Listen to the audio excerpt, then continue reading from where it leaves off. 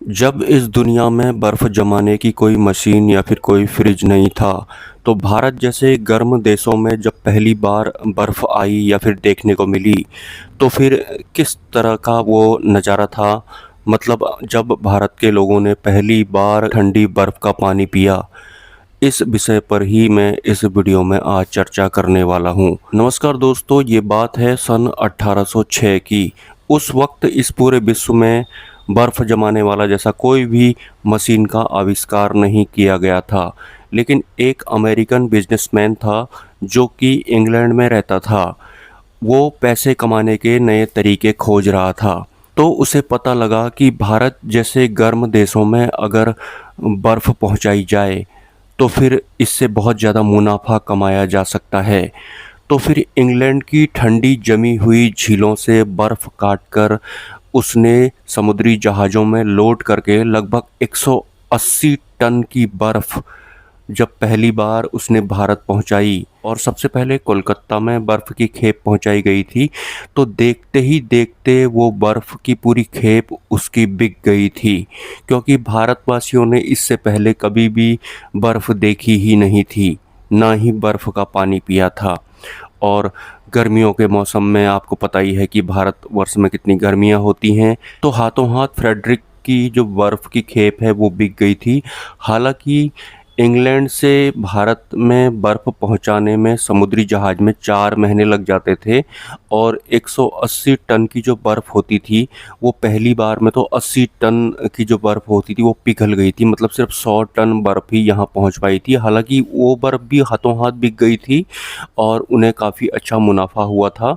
तो इसी तरह से भारतवासियों ने पहली बार बर्फ़ का पानी पिया था। ड्रिक ने उसके बाद अपना जो बर्फ़ का व्यापार है वो ज़्यादा बड़ा किया और बर्फ़ ना पिघले इसलिए उन्होंने लकड़ी के बुरादे का बंदोबस्त करवाया और भूसे का बंदोबस्त करवाया, जो कि उसे इंग्लैंड में ही मिल जाया करता था, जिससे बर्फ़ के ना पिघलने के पूरे पूरे चांस रहते थे और अपने इस व्यापार में वो सफल भी होने लगा था।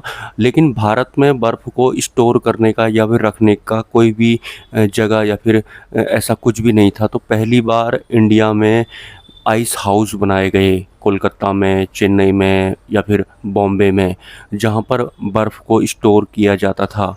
वही बर्फ़ जो फ्रेडरिक समुद्री जहाज़ों के ज़रिए जमी हुई वहाँ की झीलों से काट कर यहाँ लाया करता था।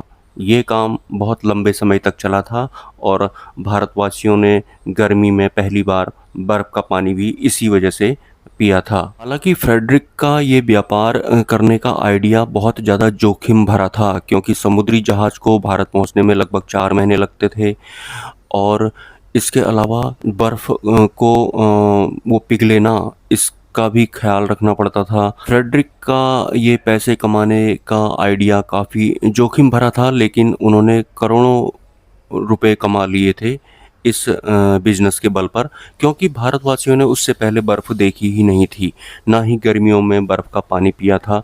तो हाथों हाथ उनकी बर्फ़ बिक जाया करती थी और ये टाइम होगा 1806 के समकालीन वाला। क्या आप इमेजिन कर सकते हैं कि भारत जैसे गर्म देशों में जब फ्रिज नहीं था, कोई भी ऐसा बर्फ़ बनाने वाला आविष्कार नहीं किया गया था, तो उस वक्त अगर जमी हुई इंग्लैंड की झीलों से बर्फ़ को काट करके समुद्री जहाज़ में लोड करके उस खेप को इंडिया में पहुंचाना और यहाँ में तपती धूप में यहाँ के लोगों का ठंडी बर्फ़ का पानी पीना, इससे भारत के लोगों को कितनी राहत मिली होगी और ये जो बिजनेस है वो कितनी स्पीड से आगे बढ़ा होगा। हालांकि फ्रेडरिक का ये पैसे कमाने का तरीका बहुत ज़्यादा जोखिम भरा था, क्योंकि उस वक्त समुद्री जहाज़ जो होते थे वो भी इतने डेवलप वाले नहीं थे, इतने मशीनों वाले नहीं थे। लेकिन फिर भी उन्होंने बर्फ़ का ये कारोबार शुरू किया और उस बिजनेस में उन्होंने सफलता भी प्राप्त की।